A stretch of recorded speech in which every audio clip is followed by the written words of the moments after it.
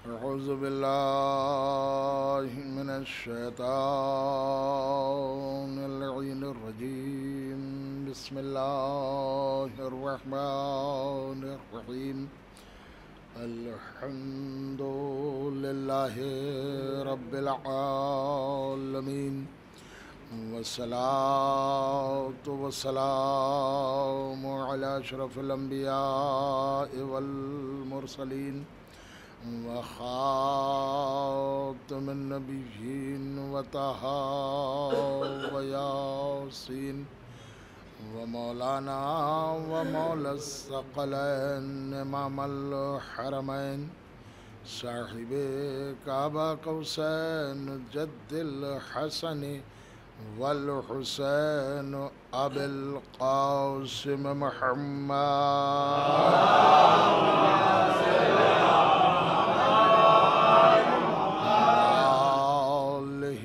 بيته الطيبين الطاهرين المعصومين المظلومين، ولعنة الله على أعدائهم ومنكر فضائلهم وغاصبي حقوقهم أجمعين من الآن إلى قيام يوم الدين.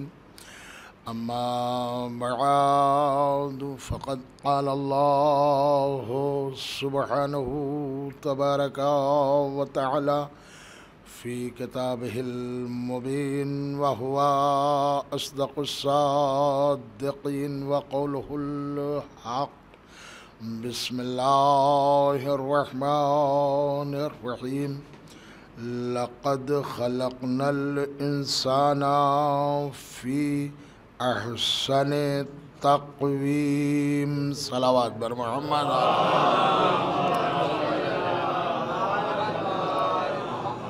میں مومنین سے گزارش کر رہا ہوں جو حضرات باہر ہیں بھی آ جائیں اندر، بہت جگہ ایک صلوات اور پڑھیں محمد آل محمد.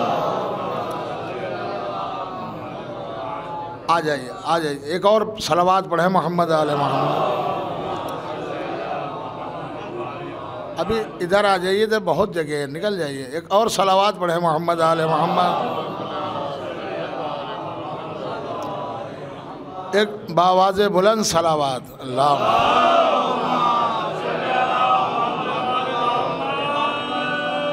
حضرات، اب میں آپ کی خدمت میں بڑی تمہید تو نہیں رکھوں گا، بغیر تمہید کے آپ کی خدمت میں عرض کرنے جا رہا ہوں. دیکھیے، میں نے بالکل چھوٹی سی آیت، بہت چھوٹی آیت ہے، لیکن یہ آیت وہ ہے کہ جو اپنے دامن میں ایک علم اور فضیلت کا سمندر لیے ہوئے. اچھا، یہ بھی آپ سوچئے کہ قرآن کوئی آج کی کتاب تو ہے نہیں، قرآن تو 1400 سال پہلے نازل ہوئی. اچھا، اعتراض آپ سوچئے، اس دور میں تو کافروں مشرکوں کے لیے بڑی اچھی بات تھی کہ اگر کچھ شک ہے تو اس کا جواب لیا ہو. اگر وہ قرآن کا جواب لے آتے تو نبوت ختم ہو جاتی. ان کے لیے تو آسان تھا، اور انہی کی زبان میں قرآن نازل کیا. ایک ہوتا ہے کہ زبان کا بڑا اثر ہوتا ہے، انہی کی زبان میں، الگ نہیں. ہم اگر کہیں جا رہے ہیں اور کوئی اردو بول رہا ہے تو ہمیں اس سے محبت ہوگی کہ یہ ہماری زبان بول رہا ہے، متوجہ ہو کر سنیں. تو یہ دنیا میں لینگویج، ایک زبان بھی محبت پیدا کرتی. آپ کہیں جائیں اور وہ کوئی انگلش بول رہا ہے اور آپ بھی وہی زبان بولنے لگے تو اسے محبت ہو جائے گی. کوئی عربی بول رہا ہے، آپ بھی عربی بولنے لگے تو اسے محبت ہو جائے گی. تو زبان محبت کا ذریعہ ہے. اسی لیے مولا علی نے فرمایا ہے کہ انسان اپنی زبان میں ہی چھپا ہے. توجہ رکھیے گا، انسان جو ہے وہ اپنی زبان میں چھپا. اچھا، یہ زبان ہے، معصومین نے خود مولا علی نے فرمایا یہ زبان دونوں طرح سے.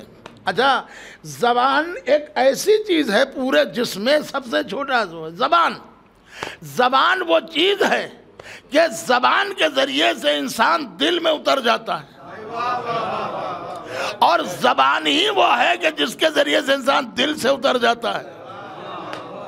دیکھیے، عجیب بات ہے، میں نے اہل بیت کو تو دیکھا نہیں، آپ نے تو دیکھا نہیں، لیکن ان کی جو زبان ہے وہ تو ہم پڑھتے ہیں، ان کی کتابیں پڑھتے ہیں تو وہ جیسے ہمارے دل میں اندر پیوست ہو جاتا ہے۔ تو اس کا مطلب ہے زبان ایک بہت اہمیت کی حامل ہے۔ اچھا عزیزوں، میں جملہ آپ کے حوالے کرنا چاہتا ہوں۔ مولا علی نے اسی لیے فرمایا نہج البلاغہ میں کہ دیکھو بھائی، زبان درندہ ہے، اسے باندھ کے رکھو، یعنی پہلے تولو پھر بولو۔ یہ ہمارے ہاں معصومین نے فرمایا زبان درندہ ہے، اسے باندھ کے رکھو۔ 95% برائیاں اور بدامنی اسی زبان سے ہے۔ اچھا خود قرآن میں پڑھیے گا تفسیروں میں، جو لوگ جہنم میں جائیں گے وہ عمل کی وجہ سے کم جائیں گے، زبان کی وجہ سے زیادہ جائیں گے۔ توجہ ہے نا؟ اس کا مطلب ہے کہ پورے جسم انسانی میں جس کو سب سے زیادہ کنٹرول کرنا ہے اس کا نام ہے زبان۔ توجہ رکھیے گا، جس کو سب سے زیادہ کنٹرول کرنا ہے اس کا نام ہے زبان۔ یہ بات یہاں تک رکھیے گا۔ اللہ نے انسان کو بنایا۔ دیکھیے ہمارے ہاں اہل بیت ایک کردار ہیں، اور دنیا میں ویلو اسی کی ہوتی ہے جس کا کردار اچھا ہوتا ہے۔ انسان مرتا ہے، کردار نہیں مرتا۔ اب آپ کہیں گے کیسے؟ میں آپ کی خدمت میں چند جملے عرض کرنا چاہتا ہوں۔ انسان، اہل بیت ایک کردار ہے۔ میں پہلی دلیل دے رہا ہوں آپ کی خدمت میں۔ پہلی دلیل آپ ملاحظہ کریں کہ جو کافر، دیکھیے یہ ہے کردار، نبی کو قتل کرنے آئے تھے تو وہ اپنی امانتیں، مال، اشرف جو بھی نبی کے پاس، محمد کے پاس رکھا تھا تو وہ تو پہلے لے لیں، اور جب قتل ہی کر دیں گے تو مال کہاں سے پائیں گے؟ یہ ہے کردار۔ اب عزیزو یاد رکھیے گا، آپ نے ہزاروں بار مجلس شب ہجرت، ارے کافروں مشرکوں، محمد کو قتل کرنے سے پہلے اپنی امانتیں تو لے لو۔ اگر محمد ہی قتل ہو گئے تو امانتیں کون واپس کرے گا؟ کہا کہ یہ 40 سال میں، 40 سال کی ایج ہے نبیوں کی، 40 سال تک ہم نے نبی کی زبان سے یہ تو نہیں سنا کہ نبی نے کہا ہو کہ ہم اللہ کے رسول ہیں، مگر ہم نے ان کے کردار کا کلمہ پڑھا ہے۔ اب آپ توجہ رکھیے گا، محمد کبھی جھوٹ نہیں بولتے۔ تو امانتیں لے رہے ہو تو واپس کر لو پہلے، تب کہا مجھے معلوم ہے اگر ہم نبی کو قتل بھی کر دیں گے تو پیغمبر ہماری امانتیں کسی کے سپرد کریں گے، کسی کو امین بنائیں گے۔ اب اسے آپ سمجھیے، یہ پرانے کافروں کا عقیدہ تھا، یہ بوڑھے کافروں کا عقیدہ تھا کہ محمد دنیا سے جا نہیں سکتے جب تک کہ ہماری امانتوں کا کسی کو جانشین نہ بنا دیں۔ اور یہ نئے مسلمانوں کا عقیدہ ہے کہ محمد چلے گئے، کسی کو خلیفہ ہی نہیں بنایا۔ دیکھیں صلوات پڑھیں محمد علیہ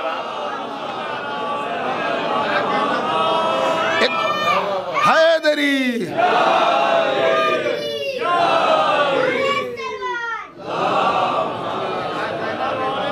دیکھیں اہل بیت پڑھنے کی کتاب نہیں ہے، اہل بیت پڑھنے کی کتاب نہیں ہے، اہل بیت عمل کی کتاب ہے۔ قرآن پڑھنے کی کتاب نہیں ہے، قرآن عمل کی کتاب ہے۔ میں 2 ہی مصرے دے رہا ہوں۔ مولا علی نے آخر وقت جو وصیت کی ہے نہج البلاغہ میں ہے، تو اس میں بھی کہا میرے لال دیکھو قرآن پر عمل کرنے میں تم سے کوئی سبقت نہ لے جائے۔ اب یہ ہے کیا؟ آیا پڑھنا ہے یا عمل کرنا؟ میں ایک مثال دے رہا ہوں۔ اب مثال ہوتی ہے۔ میں نے اپنے خادم کو، نوکر کو بلایا اور میں نے کہا دیکھیے آپ صبح اٹھیے گا، نماز پڑھ لیجئے گا۔ ہاں جی۔ میں نے کہا اس کے بعد آپ چائے ناشتہ کر لیجئے گا، بچوں کو اسکول پہنچا دیجئے گا، نخاس سے تھوڑا سا سامان لانا ہے، تھوڑی دیر کے لیے امین آباد بھی جانا ہے، حکیم صاحب کے یہاں سے دوا لانا ہے، اور اس کے بعد پھر بچوں کو واپس لانا ہے، اور گھر میں آ کر کچھ مہمان آئیں گے ان کو کھانا پانی وغیرہ ضیافت کرنا ہے۔ وہ کہا جی۔ میں نے کہا آپ اس میں کوئی کام بھولیے گا نہیں، اس کو یاد رکھیے گا۔ اب جب شام ہوئی تو میں نے کہا آپ کو میں نے کچھ کام بتایا تھا؟ اس نے کہا سرکار میں نے سب لکھ لیا ہے، صبح اٹھنا ہے، نماز پڑھنا ہے، اس کے بعد چائے پینا ہے، نخاس جانا ہے، آپ کے بچوں کو بھیجنا ہے، ان کو لے کے آنا ہے، امین آباد سے سامان لانا ہے، مہمان آئیں گے ان کی ضیافت کرنا ہے۔ میں نے لکھ بھی لیا، میں نے حفظ بھی کر لیا۔ توجہ رکھیے گا، میں نے لکھا بھی ہے، میں نے یاد بھی کر لیا۔ تو میں نے کہا یہ بتاؤ بچوں کو اسکول لے کر گئے تھے؟ کہا نہیں وہ تو نہیں گئے تھے۔ واپس لے کے کہا نہیں وہ بھی نہیں گیا، مہمانوں کی ضیافت کا۔ میں نے کہا پھر کیا فائدہ؟ کہا حضور جتنا آپ نے بتایا تھا میں نے لکھا بھی ہے اور یاد بھی کیا، اب بتائیے میں اس سے خوش رہوں گا یا ناراض رہوں گا؟ اللہ نے قرآن نازل کیا ہے، آپ صرف پڑھنے پہ محدود ہو جائیں، عمل نہ کریں، اللہ آپ سے راضی ہوگا یا اللہ آپ پہ غضبناک ہوگا؟ صلوات پڑھیں محمد علیہ محمد۔ ایک آواز بلند صلوات پڑھیں محمد علیہ۔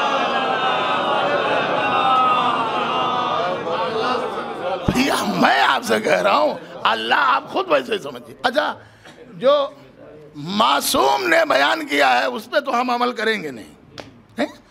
پیغمبر نے فرمایا ہے کہ روزانہ جو شخص اپنے گھر میں قرآن کی تلاوت کرے گا اس کے گھر میں غربت اور محتاجی نہیں رہے گی۔ صلوات پڑھیں محمد علیہ محمد۔ ایک آواز بلند صلوات پڑھیں۔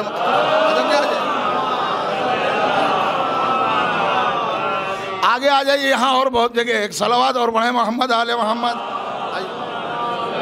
آ جائیے، جگہ ہے یا اللہ۔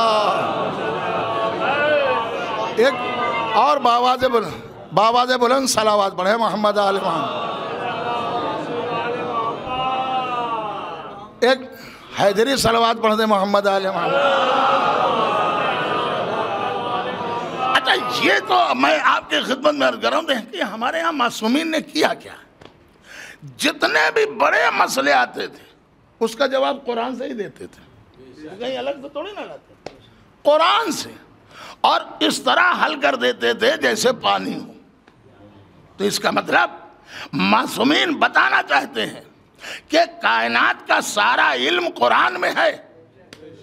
اچھا اور آ جائیے، اس دور حاضر میں ابھی چند سال ہوئے، برطانیہ کی پارلیمنٹ میں ایک پردھان منتری جو یہودی نسل تھا، اس نے قرآن کو یوں ہاتھ میں لہرایا اور کہا کہ یہودیوں اور کرسچن والوں یہ سوچ لو، جب تک مسلمانوں کے پاس دو چیزیں رہیں گی اس پر عمل کرتے رہیں گے، ان کو زیر نہیں کیا جا سکتا، ان کی دونوں چیزوں کو کنڈم کر دو۔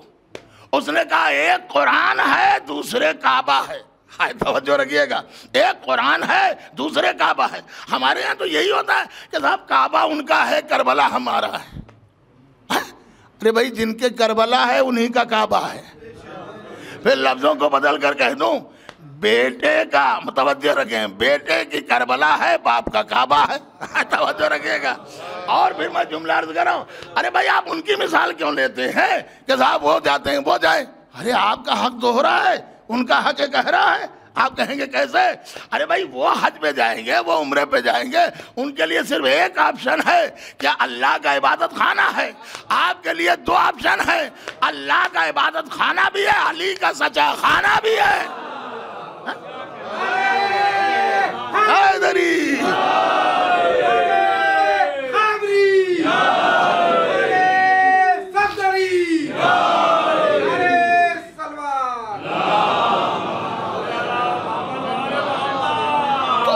ہمارے ہاں معصومین نے بیان کیا ہے اس پہ عمل کیجیے۔ آپ سوچئے ہمارے ہاں معصومین نے بیان کیا ہے دو چیزیں۔ اب دیکھیے ہم نہیں کہہ رہے ہیں، اگر آپ سمجھ تو رہے ہوں گے آیت اللہ خمینی کیا ذات تھی، کتنا اللہ پہ بھروسہ تھا۔ ان کا جب آنکھ کا آپریشن ہوا تو کہا اس بزرگی میں اس آنکھ کے آپریشن کے لیے شرط ہے پڑھیے گا نہیں کوئی کتاب۔ وہ کہا نہیں کتاب پڑھنے کے لیے نہیں آپریشن کرا رہا ہوں، میں قرآن پڑھنے کے لیے آپریشن کرا رہا ہوں۔ تو کہا نہیں اب پڑھیے گا کوئی کتاب نہیں، کہا پھر یہ آنکھیں بیکار ہیں اگر قرآن کی تلاوت نہ ہو۔ آپ توجہ رکھیں، یہ آنکھیں بیکار ہیں، آپ اس کو سمجھیے۔ عزیزوں میں پھر آپ کی خدمت میں عرض کر رہا ہوں، ہماری عبادتیں، ہمارے معصومین کے کردار و اقوال ہماری زندگی کے لیے مشعل راہ ہے۔ میں دو ہی مثال دے رہا ہوں۔ بھئی قرآن میں آپ نے بہت پڑھا، عمل تو بہت ہے، بھئی دو ہی چیزوں پہ عمل کر لیجئے، اقیموا الصلاۃ وآتوا الزکاۃ، نماز پڑھو اور زکوٰۃ دو۔ اچھا عید و بقرعید کی نماز آپ جانتے ہیں، بڑی ٹپیکل نماز ہوتی ہے 2 ہی رکعت، ادھر سے ادھر ادھر سے ادھر، اتنے قنوت، اس کو قنوت بڑا مسئلہ رہتا ہے. لیکن اس میں بھی 2 سورہ ہیں، ایک سورہ اعلیٰ اور ایک سورہ شمس. دونوں میں آیت تقریباً ایک ہی طرح ہے اور معنی بھی ایک ہی ہے. سورہ اعلیٰ میں اللہ نے کہا ہے قد افلح من تزکا، وہ شخص فلاح پا گیا جس نے اپنے آپ کو پاک کر لیا. فلاح کے معنی ہے نجات پا گیا، کامیاب ہو گیا. حی علی الفلاح، کامیابی کی طرف ہو، نجات کی طرف ہو. اور سورۃ الشمس میں ہے قد افلح من زکاہا، وہ شخص کامیاب ہو گیا جس نے اپنے نفس کو پاک کر لیا. تو دونوں کے معنی تو ایک ہی ہیں، دونوں کے معنی تو ایک ہی ہیں. لیکن آپ کہیے یہ آیت چھٹے امام جعفر صادق، اب آپ ترجمہ دیکھیے گا جا کے، دونوں کے سیم معنی ہے. قد افلح من تزکا، قد افلح من زکاہا، وہی بات ہے، اپنے آپ کو پاک کر لیا. امام نے فرمایا نہ، دونوں کے معنی ایک ہی نہیں ہے. ولو الفاظ ایک ہی جیسے ہیں، دونوں کی میننگ یہی ہے مگر معنی الگ الگ ہے. مولا کیا کہا؟ سورہ شمس میں معنی یہ ہے کہ وہ شخص کامیاب ہو گیا جس نے اپنے آپ کو پاک کر لیا. لیکن سورہ اعلیٰ میں معنی یہ ہے کہ وہ شخص کامیاب ہو گیا جس نے اپنے مال کو پاک کر لیا. تو امام نے فرمایا شمس میں ہے اپنے آپ کو پاک کر لیا وہ کامیاب، اعلیٰ میں ہے جس نے مال کو پاک کر لیا وہ کامیاب. کہا مولا ہم سمجھے نہیں. کہا اسی لیے تو یہ عید میں سورے پڑھے جاتے ہیں، توجہ رکھیے گا. اسی لیے یہ سورہ عید و بقرعید میں ہی خصوصی طور پہ پڑھے جاتے ہیں کہ روزے آپ نے رکھے. بھئی توجہ، امام نے فرمایا روزے رکھ کے اپنے جسم کو تو آپ پاک کر رہے ہیں، مگر امام نے فرمایا اگر تم نے غریب کا حق 3 کلو نہ دیا، فقیر کا حق، مسکین کا حق 3 ہی کلو تو ہے، اگر وہ نہ دیا تو تمہارے یہ 30 روزے 1 مہینے کے روزے، امام نے فرمایا اللہ منہ پہ مارے گا. یہ لے روزے، مجھے تیرے روزوں کی ضرورت نہیں ہے، جب تو فقیر کا نہ ہوا تو میرا کیا ہوگا؟ توجہ رکھیے گا. تو عزیزو یہ یاد رکھیے گا، تو جو فقیر کا حق ادا نہ کرے اس کا روزہ قبول نہیں. تو جو فاطمہ زہرا کا حق کھا لے اس کا اسلام کیسے قبول ہے؟ صلوات پڑھیں محمد آل محمد. یہ اسلام کردار کا نام ہے، آپ کردار سے چلیے. اچھا دیکھیے، مصر کے ایک بہت بڑے عالم نے لکھا جو کہ شیعہ نہیں ہے، کتاب پڑھ لیجئے بلاغت الحسین نام دے دیا. اس میں انہوں نے لکھا ہے کہ امام حسین کا کردار بالکل الگ تھا. کیا الگ تھا؟ کہا پیغمبر کا کام یہ تھا کہ لکڑی کے بتوں کو توڑنا، حلوے کے بتوں کو توڑنا، پتھر کے بتوں کو توڑنا، یہی تھا نا، پتھر کے بتوں کو توڑنا، حلوے کے بتوں کو توڑنا، لکڑی کے بتوں کو توڑنا. مگر امام حسین کا مسئلہ اس سے الگ تھا. ان کا کیا تھا؟ امام حسین کو اللہ نے اس لیے بھیجا تھا کہ یہ سماجی بتوں کو توڑ دے، سماج کے بتوں کو توڑ دے. اب اس نے لکھا سماج کے ایک بت کا نام طاقت ہے، سماج کے ایک بت کا نام قوت ہے، کہ جس کے پاس دولت ہے اسی کے پاس طاقت ہے، اور جس کے پاس طاقت ہے اسی کے پاس حق کہا جاتا ہے. حسین نے یزید سے ٹکرا کے بتا دیا کہ طاقت حق نہیں ہو سکتی، حق ہمیشہ طاقت بن جاتی ہے. عجیب بات میں عرض کر رہا ہوں. تو اس کا مطلب یہ ہے کہ ہم اپنی زندگی میں معصومین کی بات کو تو سمجھیں. آیت اللہ خمینی نے اپنی زندگی میں دیکھیں، اسپیچ میں بھی انہوں نے کہا، بہت جگہ مل جائے گا، 2 چیزوں کو بیان کیا ہے، آپ بھی اپنے دل میں سجائیے. کہتے ہیں کہ 2 چیزیں اللہ نے تم مومنوں کو، شیعوں کو گفٹ دی. اللہ نے اسے سنبھال کے رکھو. اب آیت اللہ خمینی جیسی شخصیت آپ کو بتا تو رہی ہے، اب آپ نہ سمجھے تو وہ کیا کرے؟ یہی بات عمل کی. کہا 2 چیزیں، ایک محراب، ایک منبر، یہ اللہ کی طرف سے آیت اللہ خمینی نے فرمایا، یہی ہے نا، ایک محراب اور ایک منبر، یہ اللہ کی طرف سے آپ کو گفٹ میں ملا، تحفے میں ملا ہے. اگر اس کا استعمال اپنی ذات کے لیے کرو گے تو منبر کا تقدس گھٹتا جائے گا، اور اگر اس کا استعمال اہل بیت کے لیے کرو گے، توجہ رکھیے گا، ارے صلوات پڑھیں محمد علیہ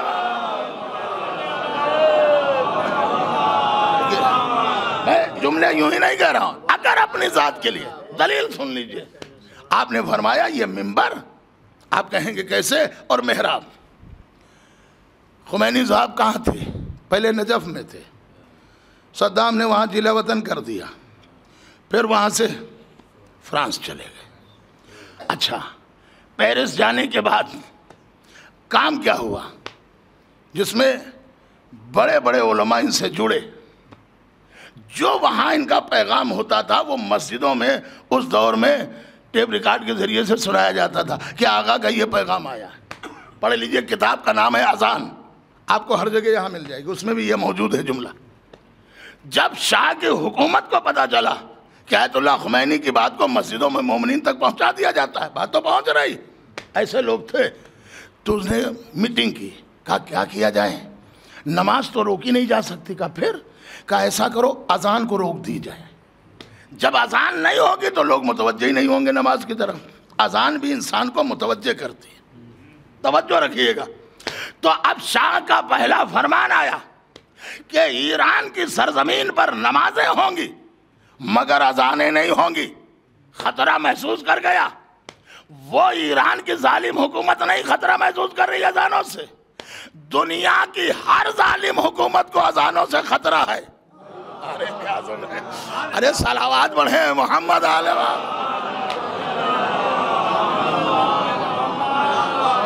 ہر ظالم حکومت جب لرزہ بر اندام ہوتی ہے تو سب سے پہلے اذانوں پہ توجہ رکھیے۔ اچھا، اب یہ ہو گئی بات، اس نے پیغام دے دیا، نمازیں پڑھیے اذانیں نہیں ہوں گی، سرکاری حکم آ گیا۔ خمینی صاحب تک بات پتہ چلی، آگا تھا، انہوں نے اب پہلا فتویٰ دیا، کہاں ہے؟ فرانس میں۔ پہلا فتویٰ دیا کہ آج سے ہر ایرانی شیعہ مسلمان ہو یا شیعہ ہو، اس کے لیے اذان کہنا لازم ہے۔ ویسے مسجد میں ایک ہی تو کہتا تھا، ہر ایک پر لازم ہے، جو جہاں پہ بھی ہو اذانیں کہے۔ اور انہوں نے بھی کہہ دیا، اب دیکھیں گے دنیا کے سلطان کا کہنا چلے گا یا دین کے حاکم کا کہنا چلے گا۔ آپ نے فتویٰ دے دیا، آج سے ہر ایرانی شخص پر اذان کہنا لازم ہے۔ اب فتویٰ آ گیا تو اب جو جہاں پہ تھا ان کی بات پہ اذانیں کہنے لگا، جو گھر پہ تھا وہ گھر میں اذانیں کہنے لگا، جو چھتوں پہ تھے وہ چھتوں پہ اذانیں کہنے لگے۔ تاریخ آپ اٹھائیے، جو بسوں میں تھے وہ بسوں میں اذانیں کہنے لگے، جو ٹرینوں میں تھے وہ ٹرینوں میں اذانیں کہنے لگے، جو پلین میں سفر کر رہے تھے وہاں اذانیں کہنے لگے۔ حد تو ہو گئی، انہوں نے لکھا کہ ایک آدمی کھجور کے درخت پر کھجور توڑنے کے لیے چڑھا تھا اور وہاں وقت اذان ہو گیا، وہیں سے اذانیں ہونے لگی۔ بھائی توجہ رکھیے گا، سارے ایران میں اللہ اکبر کی صدائیں گونجنے لگی۔ شاہ نے کہا آخر یہ کیا ہے؟ کہا تم نے سمجھا نہیں۔ بھائی توجہ رکھیے گا، یہ آپ کی بات ہے، آپ سمجھیں۔ کہا تم نے سمجھا نہیں، تم نے کہا تھا کہ اذانیں نہ ہو اور آقا نے کہہ دیا کہ اذانیں لازم ہیں۔ اب تو سمجھ جائیے، دین میں دنیا میں جب تک خمینی جیسا باوفا زندہ ہے اسلام کو مٹایا نہیں جا سکتا۔ دیکھیں عجیب بات میں عرض کر رہا ہوں، اسلام کو مٹایا نہیں جا سکتا۔ ایک جملہ اور کہہ دوں، آگے بڑھ رہا ہوں۔ ابھی شاید آپ نے سنا ہو 1.5 سال 2 سال پہلے اسرائیل میں ایک ریلی نکلی تھی اور لڑکے اور لڑکیاں سب نوجوان تھے، ایک تختی لیے ہوئے تھے، اس پہ لکھا تھا کہ مسلمانوں، خیبر کی جیت تمہاری آخری جیت تھی اور خیبر کی شکست ہماری آخری شکست۔ یہودی ہیں، انہی کے باپ دادا سے تو خیبر کا مسئلہ ہوا تھا، مرحب و انتر سے۔ اب دیکھیے جملہ ملاحظہ کریں، ریلی نکلی یہ 1.5-2 سال، مسلمانوں خیبر کی جیت تمہاری آخری جیت تھی اور خیبر کی ہار ہماری آخری ہار تھی، اب ہم تمہیں جیتنے نہیں دیں گے۔ آپ سے میں سوال کر رہا ہوں، 10 بجتا ابھی تک میں بات مطلب والی، اب ایک جملہ کہہ رہا ہوں، یہودی 1400 سال کے بعد بھی خیبر کی شکست بھولے نہیں ہیں، اپنے مرحب و انتر کو بھولے نہیں ہیں۔ اچھا ہمارا آپ کا کیا؟ اچھا خیبر پڑھنے سے فائدہ ہی کیا ہے؟ اب ملے گا کیا؟ اس سے کیا ہو جائے گا؟ اس سے اچھا عمل کی بات پڑھو۔ اگر سب خیبر کا پڑھنا بند کر دیں تو جو 5 سال کے بچے جب 20 سال کے ہو جائیں گے اور خیبر سنیں گے تو پوچھیں گے اجی یہ خیبر کیا ہوتا ہے؟ بھائی توجہ رکھیے گا۔ تو عزیزوں انہوں نے کہا کہ خیبر کی شکست تمہاری آخری ہماری شکست تھی اور خیبر کی جیت تمہاری آخری جیت تھی۔ اس کا مطلب مرحب و انتر کا ہارنا وہ نہیں بھولے، علی کا ضرب لگانا وہ نہیں بھولے۔ بھائی توجہ رکھیے گا، یہ آپ کے ذہن میں ہے۔ انہوں نے کہا اب ہمارا مسئلہ کیا ہے؟ ہمارا مسئلہ یہ ہے کہ آپ سعودی عرب میں دیکھ لیجئے، خیبر دیکھنے پہ پابندی ہے۔ اب اس وقت آرمی ایسی لگی اگر آپ خیبر دیکھتے ہوئے مل گئے تو 3 سال کی قید۔ اچھا ہم سمجھ رہے ہیں کیوں آپ نے ایسا کیا؟ ارے پرانی عمارت ہے، ہمارے ہاں بڑا امام باڑہ، چھوٹا امام باڑہ، شاہ نجف ہے، تاج محل ہے، لوگ دیکھنے آتے ہیں، ہندوستان کا نام ہوتا ہے، ہندوستان کی کرنسی بڑھتی ہے، اور ہم اگر اسے روکنے لگے تو کوئی آئے گا ہی نہیں، نام مٹ جائے گا۔ تو آخر خیبر کے لیے آپ اتنی سختی کیوں کر رہے ہیں؟ کہ کسی کو دیکھنے سے منع کیوں کر رہے ہیں؟ یہ سزائیں کیوں دی جا رہی ہیں؟ کیا بس اتنا جملہ ملاحظہ کریں، کیا خیبر کو دیکھنے سے علی کی یاد آتی ہے؟ بھئی ہمیں تو نہیں لگتا۔ خیبر کو دیکھنے سے کیا علی کی یاد آتی ہے؟ کیا علی یاد آ جاتے ہیں؟ کیا خالی اتنا مسئلہ نہیں ہے کہ خیبر کو دیکھنے سے علی یاد آ جاتے ہیں؟ ارے جب کوئی خیبر دیکھتا ہے تو بھاگنے والے بھی یاد آ جاتے ہیں۔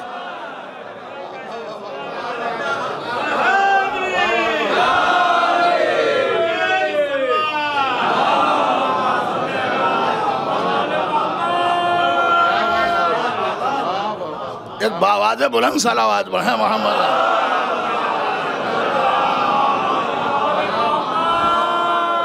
جب دیکھیے جس میں جتنی قوت ہے، جتنی طاقت ہے، وہ اس کا جواب دیتا ہے۔ شاید آپ پڑھ لیجئے گا اور میں بیان کر رہا ہوں، ہر چیز ملے گی۔ جب حسن سید حسن نصر اللہ کا اس پر بیان آیا، اس جنگ کے بارے میں، تو انہوں نے ایک اسپیچ میں ایک جملہ کہا تھا، میں اس آگے بڑھنا چاہتا ہوں۔ انہوں نے کہا تھا کہ میں یہ نہیں کہتا کہ مسلمان ہماری مدد کو آئیں، مگر یہودیوں میں تم سے کہتا ہوں دنیا بھر سے اپنے مددگاروں کو بلا لو۔ میں یہ نہیں کہتا کہ مسلمان ہماری مدد کو آئیں، مگر یہودیوں میں تم سے کہتا ہوں کہ تم دنیا بھر سے اپنے مددگاروں کو بلا لو، اور جب بھی ہمارا اور تمہارا رن پڑے گا تو ہم تمہارا حال وہی کریں گے جو 1400 سال پہلے ہمارے جد علی نے خیبر میں مرحب کے ساتھ کیا۔ صلوات پڑھیں محمد علیہ وسلم۔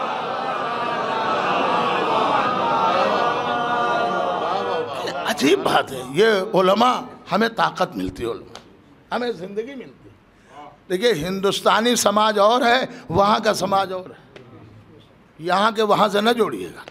تو قرآن نے جو یہ کہا لَقَدْ خَلَقْنَا الْإِنسَانَ فِي أَحْسَنِ تَقْوِيمٍ، ہم نے انسان کو بہترین خلقت پر پیدا کیا، اس سے بہتر نہیں ہو سکتا۔ دیکھیے قرآن میں دونوں طرح ہیں، میں بالکل کم وقت میں کیسے کہہ سکتا ہوں۔ یہ انسان ہے، اس کے اوپر ایک زینہ ہے اور اس کے نیچے زینہ ہے۔ یہ انسان ہے، اس کے اوپر ملک ہے، اس کے نیچے جانور۔ انسان کے نیچے جانور ہے، اوپر ملک ہے، ٹھیک ہے؟ اب آپ توجہ دیں، میں بات قرآن کی کر رہا ہوں۔ یہ انسان اگر اپنے عمل اور آبرو کو رکھے، اپنی انسانیت کو اپنائے، تو یہی انسان ملائکہ سے افضل، اور اگر یہ انسان اپنی انسانیت سے گر جائے تو یہی انسان جانوروں سے بدتر۔ اچھا ہم نہیں کہہ رہے، قرآن نے کہا کل انعام بل ہم اضل سبیلا، کتنے انسان ایسے ہیں کہ جو جانور نہیں، جانور سے بدتر ہیں۔ اب دیکھیے جب قرآن کہہ رہا ہے تو آپ کو ماننا پڑے گا، انسان ملک سے بھی افضل، انسان جانور سے بھی بدتر. دیکھیں اس میں دونوں کوالٹی، بڑھے گا تو ملک کے اوپر، گھٹے گا تو جانور سے نیچے. ابھی قرآن کہہ رہا ہے کل انعام بل ہم اضل السبیلا. کتنے انسان ایسے ہیں کہ جو جانور نہیں، جانور سے بدتر ہے. جانور سے بدتر کا مطلب کوئی انسان آپ کو جانور نہیں ملے گا کہ جانور کی طرح چہرہ ہو، ہاتھ پیر اس کے ہوں. نہیں، قرآن پڑھیے گا. جب انسان میں جانوروں کے صفات پائے جائیں، جب انسان میں جانوروں کے صفات آ جائیں تو اب اسے پھر انسان نہیں کہا جائے گا، جانوروں سے بدتر. صاحب کیسے کہ آپ جانور کو اپنے گھر سے نکال دیجئے، نکالیے اور دیکھیے کہ جانور جب جائے گا تو وہ ہریالی دیکھے گا، ہری گھاس، ہرا چارہ، ہرا درخت، اور وہ کھانے لگے گا. اب جانور ہے، قرآن کہہ رہا ہے، اسلام نے کہا اللہ نے اس کی عقل نہیں دی تو اسے پہچان بھی نہیں ہے یہ ہمارے لیے جائز ہے کہ ناجائز ہے، صحیح ہے کہ غلط ہے، حلال ہے کہ حرام ہے.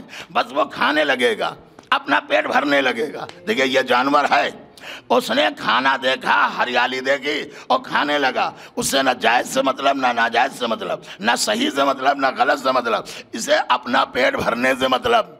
اب اگر انسان میں بھی یہی جانور کی صفت پیدا ہو جائے کہ کسی کا مال کھا جائے، کسی کا باغ فدا کھا جائے، توجہ رکھیے گا، کسی کا مال کھا جائے، کسی کا باغ کھا جائے، تو بحث یہ نہیں ہے کہ وہ حاکم بھی تھے یا نہیں، بات تو یہ ہے کہ وہ انسان بھی تھے کہ نہیں تھے. صلوات پڑھیں محمد آل محمد.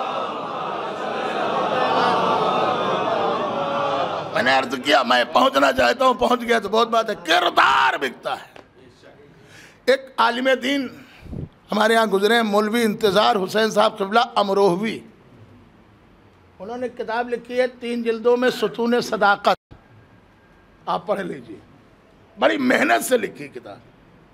مولوی انتظار حسین صاحب قبلہ امروہوی، انہوں نے کتاب لکھی ستون صداقت. میں اسی کتاب سے پڑھ رہا ہوں کہ انسان کا کردار بکتا ہے. اس میں انہوں نے لکھا ہے کہ جب مولا علی خلیفہ بنے تو کہا گیا یا علی بیعت کر لیجئے گا. نہ، بیعت گھر میں نہیں، بیعت مسجد میں ہوگی. مجمع جا رہا ہے، ہمیں نہیں معلوم کہ مجمع کتنا ہے.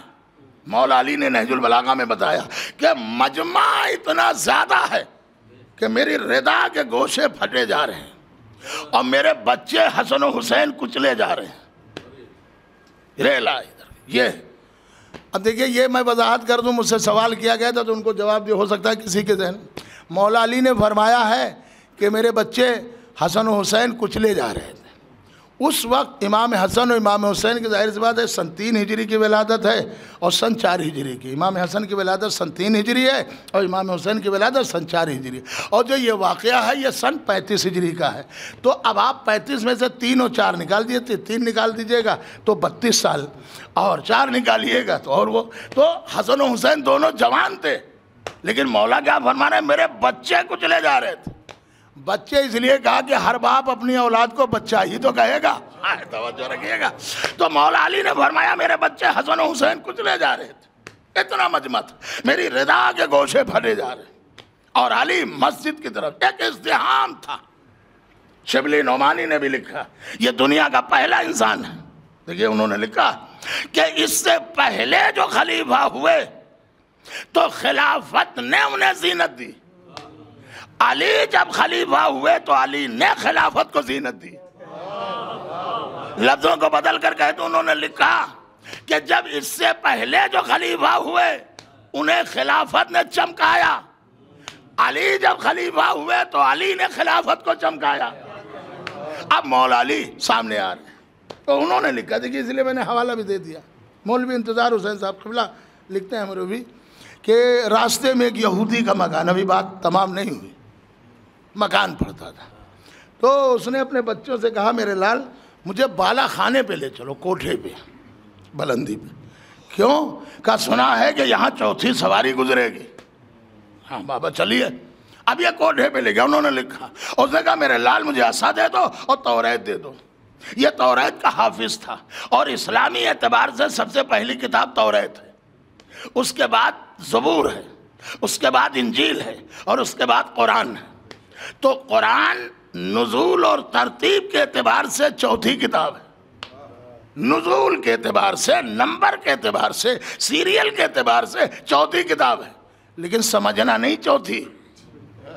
اب توجہ رکھیں گے۔ کہا کیوں؟ کہا اس لیے کہ جو بلند ہوتی ہے وہ شے بعد میں ہی بھیجی جاتی، جیسے رسول سب سے بلند تھے تو اب ان کا آخری نمبر نہیں لگے گا، پہلا نمبر لگے گا۔ بھائی توجہ رکھیے گا۔ تو اگر محمد کا نبوت میں پہلا نمبر، تو پھر قرآن میں بھی، قرآن کو اگر لیں گے کتابوں میں قرآن کا پہلا نمبر، تو جیسے کتابوں میں قرآن کا پہلا نمبر، جیسے نبیوں میں محمد کا پہلا نمبر، ویسے ولیوں میں علی کا پہلا نمبر۔ توجہ رکھیے گا۔ تو اب اس نے دیکھا تو کہا میرے لال، اب دیکھیے متوجہ ہوں، ختم ہے بات۔ کتاب پڑھ رہا تھا توریت، اس نے کہا میرے لال یہ ہے نبی کا سچا جانشین، زندگی رہی تو وضاحت کرتا ہوا جاؤں گا۔ سچا جانشین، یہ نہیں کہا کہ یہ جانشین ہے، کہا بابا یہ سچا جانشین۔ دیکھیے جملہ آپ ملاحظہ کریں، یہ سچا جانشین۔ سچے کی شرط کیوں لگائی؟ اب میں ان سے سوال کر رہا ہوں، یہ بچوں سے نہیں، جن کی عمر 60 سال کی ہے اس وقت، یہ بتائیں کہ جب ان کے والدین، یہ آج 60 سال کے ہیں، کبھی تو یہ بھی 5-10 سال کے ہوں گے، تو جب ان کے والدین دکان سے کوئی چیز منگاتے تھے، مثلاً گھی منگانا ہوا، تو یہی تو کہتے تھے کہ جاؤ فلاں کی دکان سے گھی لے کر آ جاؤ، وہ گھی مل جاتا تھا۔ لیکن جب اور مارکیٹ آگے بڑھی، اب گھی کی جگہ پہ ڈالڈا آ گیا، تو اب اس کے لیے یہ کہیں گے اپنے بچوں سے، متوجہ ہو جائیں، جاؤ دیسی گھی لے کر آؤ، جاؤ اصلی گھی لے کر آؤ۔ اما پہلے تو کوئی اصلی کہتا نہیں تھا، پہلے تو کوئی دیسی کہتا نہیں تھا، پہلے تو ڈائریکٹ گھی کہا جاتا تھا۔ یہ اصلی اب کیوں کہا جاتا ہے، اب دیسی کیوں پکارا جاتا ہے؟ کہا مولانا اگر نقلی مال ڈالڈا وجود میں نہ آتا تو اصلی کہنے کی ضرورت نہیں تھی۔ اب آپ سمجھے، اگر جھوٹے نہ ہوتے تو سچا کہنے کی ضرورت نہیں تھی۔ صلوات پڑھیں محمد آل محمد۔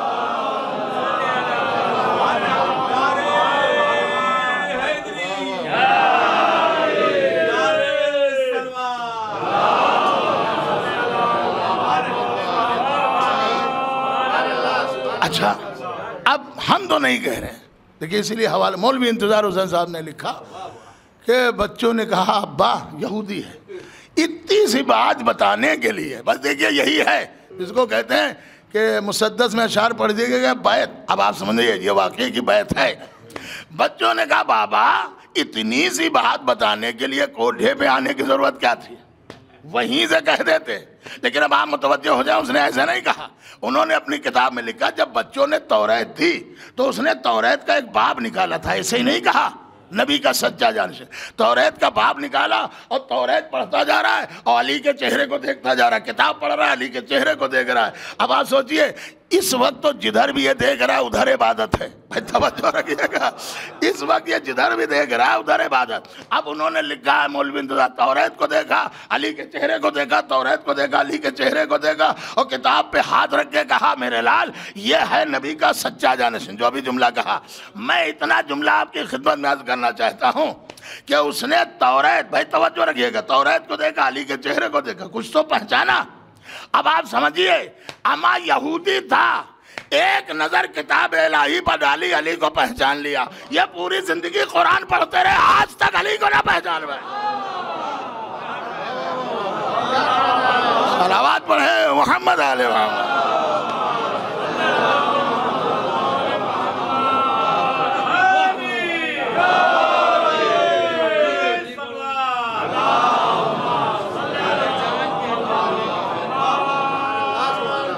اچھا اب بچوں نے کہا ابا حضور یہ چھت پہ آپ خود بزرگ ہیں، کتاب لے کے جانا ہو، عصا لے کے جانا ہو، دیکھنا تو آپ دروازے سے ہی کہہ سکتے تھے، اس سے پہلے آپ نے خلافتیں دروازے سے تو دیکھی ہیں۔ اب دیکھیے ملاحظہ کریں، تو اس بزرگ نے کہا میرے لال مجھے تو سب معلوم ہے، مجھے سب معلوم ہے، میں تمہیں سمجھانا چاہتا ہوں بابا کیا سمجھانا چاہتے ہیں؟ کہا میں نے سمجھا دیا کہ دیکھو جو پست تھے انہیں پستی سے دیکھا، جو بلند تھا اسے بلندی سے دیکھ رہا. صلوات پڑھیں محمد آل محمد. میری نظر میں ایک اور باواز بلند صلوات پڑھیں.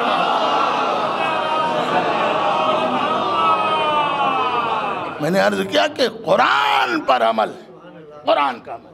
میں ایک جملہ اور آپ کی خدمت میں، جو معصوم نے بیان کیا ہے کہ روزانہ گھروں میں تلاوت کریے.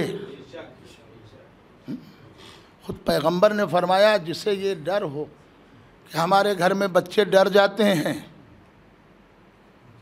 تو اسے چاہیے کہ اپنے گھر میں اذان کہا کرے. یہ حدیثوں میں، کتابوں میں اللہ کا نام سب سے بڑا، آپ جانیے. اور تلاوت قرآن ہمارے یہاں، میں 2 جملے عرض کر رہا ہوں، آپ پڑھ لیجئے، نہج البلاغہ میں بھی ہے. فرماتے مولا علی کہ شہزادی نے مجھ سے وصیت کی، فاطمہ زہرا نے.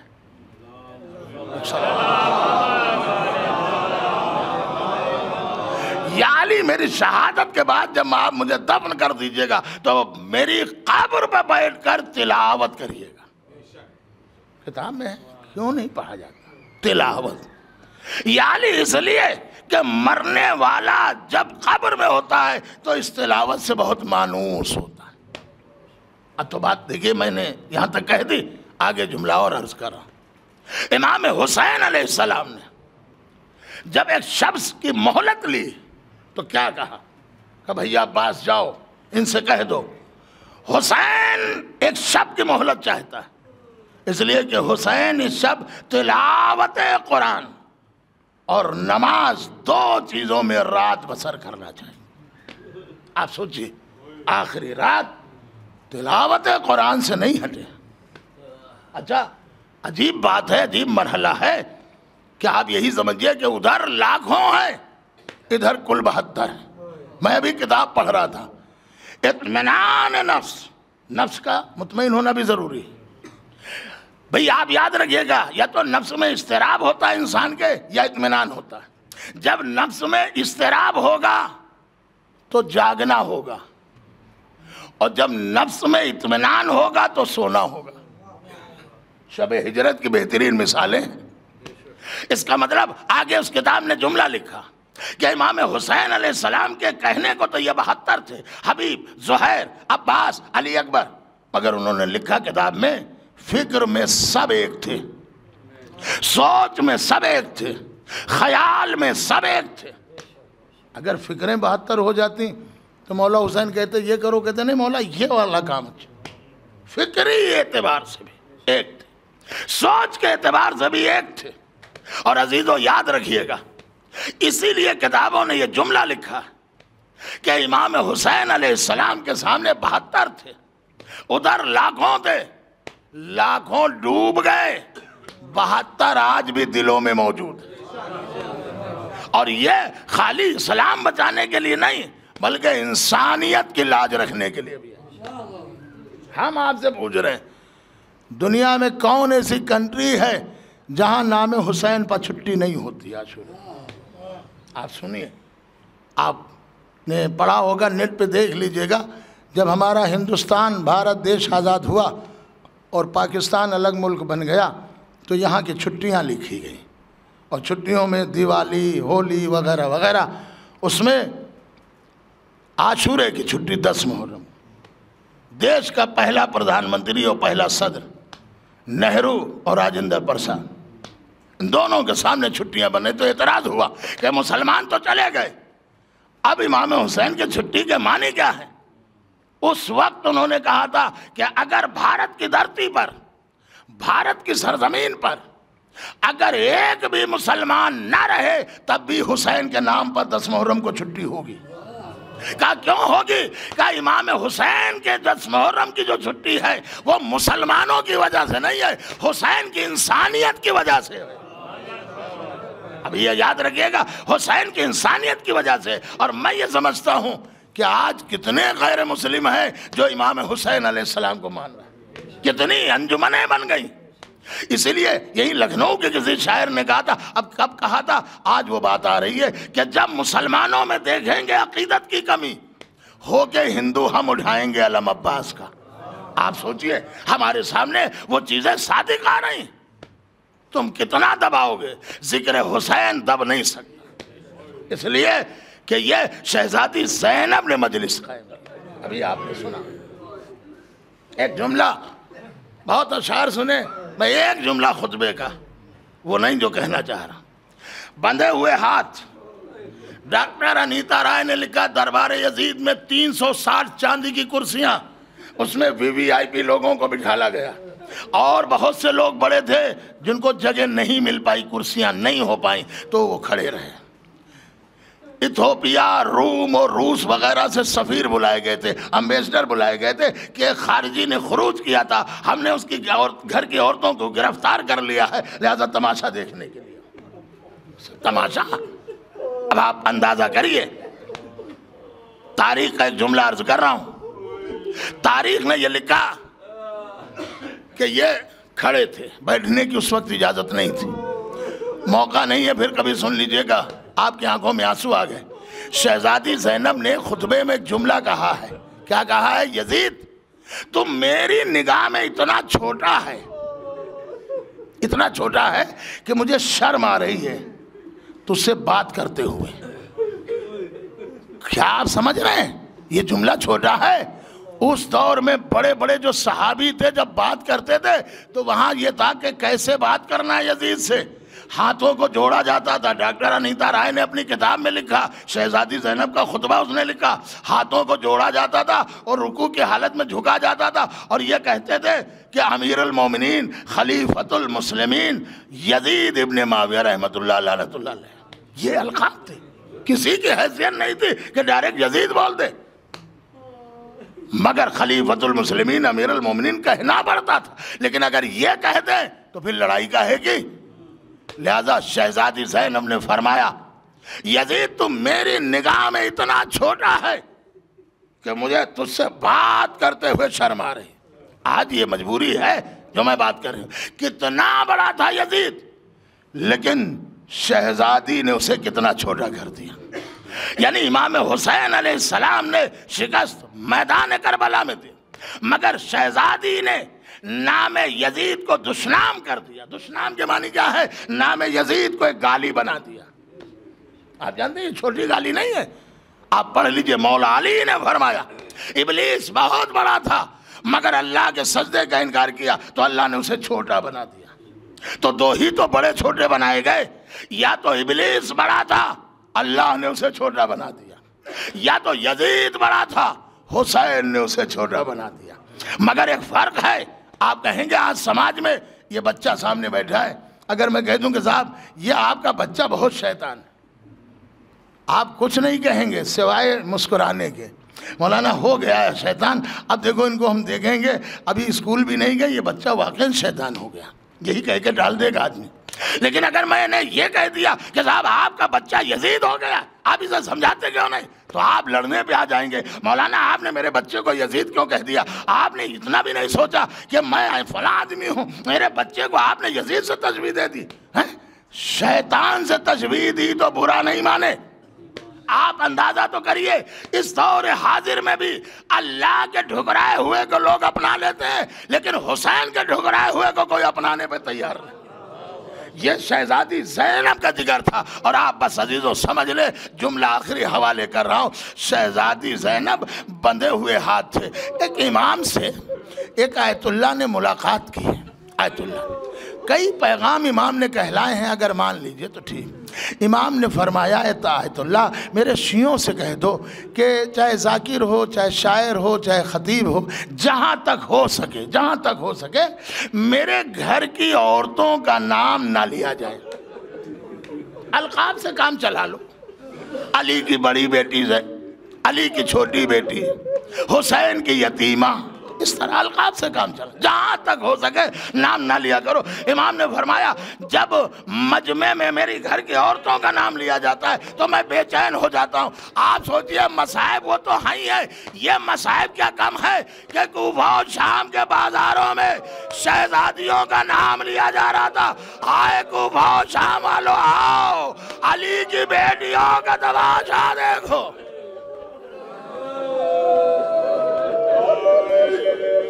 جزاکم ربکم، اللہ آپ کو کسی غم میں نہ رلائے۔ آج تو نہیں مگر 10 سال پہلے میں برابر دبئی جاتا تھا، 10 سال کے۔ وہاں پارا چنار کے لوگ زیادہ رہتے تھے، جہاں مجلس پڑھتے تھے۔ ان کا قاعدہ میری ریکارڈنگ ہوئی ہے، اس میں بھی آپ دیکھ سکتے ہیں۔ وہ مصائب کو، خاص طور سے اسیروں کے مصائب کو برداشت ہی نہیں کر پاتے تھے۔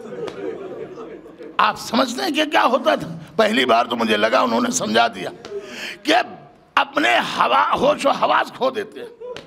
یا تو شہزادیوں کے جب مصائب ہوں گے تو اپنا گریبان چاک کر دیں، پھاڑ دیں گے یوں کرتا، یا اپنا سر دیوار سے ٹکرا دیں گے، یا اگر کوئی چیز رکھی ہوئی سر پہ مار لیں گے چاہے سر پھٹ جائے، اور یا مولانا کی طرف دوڑتے کہ کسی طرح روک دے۔ یہ برداشت نہیں کر پاتے، اپنے آپے میں نہیں رہتے، اور جب مجلس ختم ہو جاتی ہے تو اس طرح دباتے ہیں گھٹنے اور کہتے ہیں آقا اتنے مصائب نہ پڑھا کریے، اللہ اللہ اس طرح آپ نام لیتے ہیں شہزادیوں کا۔ کہا مولانا ہم پٹھان ذات کے ہیں لیکن آج بھی ہماری یہ غیرت ہے، اگر کوئی بازار میں ہمارے گھر کی عورتوں کا نام لے لے تو ہم مرنے پہ آمادہ ہو جاتے۔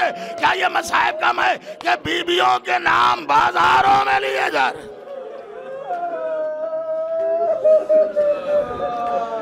ذرا سوچو، اگر آج 1400 سال کے بعد ان سننے والوں پہ اتنا اثر کر رہا ہے تو سوچئے جس سجاد نے اپنے آنکھوں سے منظر دیکھا۔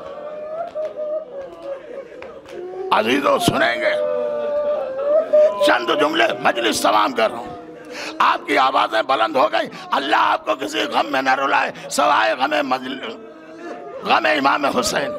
یہ مجلس حسین، یہ گریہ، یہی مال مجلس ہے۔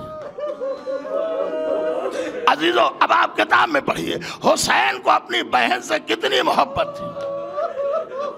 اس کے 2 نمونے کتابوں میں ملتے ہیں۔ میں آج ہی کتاب دیکھ رہا تھا کہ علی نے جب عبداللہ سے شادی کی ہے تو کہا مہر میں پہلا مہر یہ ہے کہ جب میرا بیٹا حسین کربلا جائے گا ساتھ میں زینب بھی جائے گی، عبداللہ تمہیں روکنے کا حق نہیں ہوگا، یہ مہر ہے۔ عبداللہ نے منظور کیا، شہزادی نے پھر بھی اجازت لی اور کہا تھا میرا بھائی جا رہا ہے مدینے سے، اگر آپ نے اجازت نہیں دی شوہر ہے تو میں جاؤں گی تو نہیں، مگر ادھر بھیا کا قافلہ مدینے سے نکلے گا، ادھر زینب کی میت نکلے گی، زینب بغیر بھائی کے زندہ نہیں رہے گی۔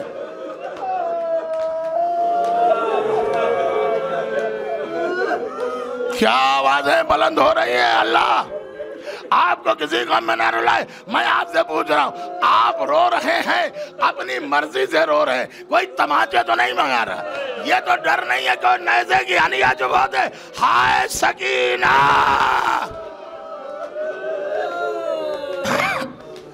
میں چاہتا ہوں 2 جملے اور مال مجلس ہو جائے۔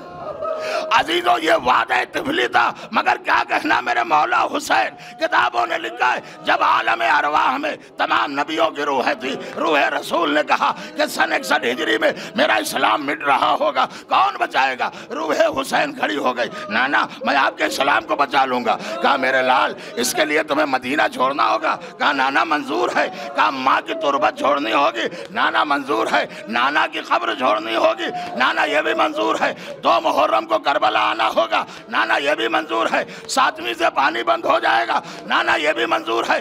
10ویں کو قربانی دینا ہوگی۔ نانا مجھے یہ بھی منظور ہے۔ کہا حسین اب کلیجہ تھام کے سنو، تمہارا ایک کڑیل جوان ہوگا، 18 برس کا بیٹا ہوگا، تمہیں سینے سے سنا اپنے ہاتھ سے نکالنا ہوگی۔ نانا مجھے یہ بھی منظور ہے۔ کہا حسین تمہیں جوان کا لاشا اٹھانا ہوگا۔ نانا مجھے یہ بھی منظور ہے۔ حسین تمہیں عباس کے شانے اور علم لانا ہوں گے۔ نانا مجھے یہ بھی منظور ہے حسین تمہیں بھتیجے اور بھانجوں کے لاشیں اٹھانا ہوں گے، نانا مجھے یہ بھی منظور ہے کہ حسین تمہیں اصغر کی قبر بھی بنانا ہوگی، نانا مجھے یہ بھی منظور ہے کہ حسین تمہیں بھی 3 دن کی بھوک و پیاس میں سوکھا گلا کٹانا ہوگا، نانا یہ بھی منظور ہے کہ تمہاری شہادت کے بعد تمہاری لاش پر گھوڑے دوڑیں گے، نانا یہ بھی منظور ہے کہ حسین اب جگر تھام کے سنو، حسین تمہاری شہادت کے بعد یہ ظالم خیموں میں آگ لگا دیں گے، نانا یہ بھی منظور ہے کہ حسین تمہارا ایک بیٹا سجاد ہوگا جس کے ہاتھوں میں ہتھکڑیاں پیروں میں بیڑیاں، نانا اسلام کی خاطر یہ بھی منظور ہے کہ حسین اب جگر اور تھام کے سنو، تمہاری ایک کمسن بچی ہوگی جس کا نام سکینہ ہوگا، اس کے تماچے لگائے جائیں گے، تمہیں نوکے نیزہ سے دیکھنا ہوگا، نانا مجھے یہ بھی منظور ہے کہ حسین تمہیں زینب کی رضا بھی دینی۔ قیامت آ گئی، خاموش ہو گئے، حسین خاموش ہو گئے، روح حسین خاموش ہو گئے، کہا میرے لال جواب کیوں نہیں دیتے ہو؟ کہا نانا مدینے سے لے کر کربلا تک سارے مصائب برداشت کر لوں گا، لیکن زینب کی رضا حسین منظور نہیں کرتا، حسین کو برداشت نہیں ہے، کہا میرے لال ساری قربانیوں کے بعد بھی اگر زینب کی رضا نہ دو گے تو اسلام نہیں بچے گا، کہا نانا کچھ بھی ہو جائے میں اپنی بہن کی رضا نہیں دے سکتا، مجمع میں سناٹا چھا گیا، اب آپ سمجھے پہلو سے ایک روح کھڑی ہو گئی، یہ کون سی روح تھی؟ ارے یہ سجاد کی روح تھی، بابا آپ نانا سے وعدہ کر لیجئے اس کام کو میں نبھا لوں گا، ارے کوفہ و شام کا بازار منادی کی آواز، جزاکم ربکم اللہ، بس آخری جملہ 2-3 سیکنڈ سے زیادہ مصائب نہیں ہے، مقاتل نے لکھا ہے کہ نوکے نیزہ پر جب سر حسین گیا تو کوفے تک حسین کی آنکھیں نوکے نیزہ پر کھلی تھی، حسین سب دیکھ رہے تھے، لیکن جیسے ہی شہزادی زینب نے دربار ابن زیاد میں قدم رکھا حسین نے اپنی آنکھیں بند کر لی۔ عزاداروں سوچو، ارے جس منظر کی تاب میرا مولا حسین نہ لا سکا، ہائے عابد بیمار، ہائے سجاد اپنی ماں بہنوں کے ساتھ بازاروں میں درباروں میں، واہ حسین